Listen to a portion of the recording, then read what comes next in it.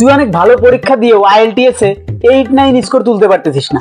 এই সমস্যা তোর না, সমস্যা হচ্ছে কোচিং সেন্টারে। কারণ বাংলাদেশের কোন একটা আইএলটিএস কোচিং সেন্টার তোর এই হিডেন ট্রিক্সটা বলবে না যে কিভাবে তুই 8-9 স্কোর উঠে ফেলাইতে পারবি। কেউ তোরে বলবে না। আমি তোরে আজকে বলতেছি, তুই 8-9 স্কোর তুলে আনবি আইএলটিএস থেকে একদম ইজিলি।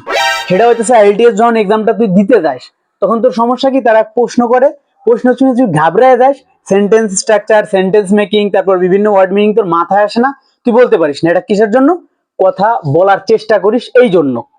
আজকের থেকে উচিত হবে তোর কি, যখন এক্সাম দিতে যাবি প্রশ্নকর্তা এক্সামিনার যাই প্রশ্ন করুক তুই চুপ, মুখে মুটকি মেরে বসে থাকবি, তুই কোনো কথা বলবি না। কারণ তুই যদি কোনো কথা নাই বলিস তোর ভুল হওয়ার কোনো চান্স নাই। আর তোর যদি ভুল কোনো নাই হয় তাইলে তোর 8-9 স্কোর আটকায় কেডা? এইটা আটকায় কেডা? এখন তুই কি করবি? তুই কোনো কথা কবি না, গম্ভীর সাজবি। জ্ঞানীরা সবসময় চুপ থাকে। ধন্যবাদ।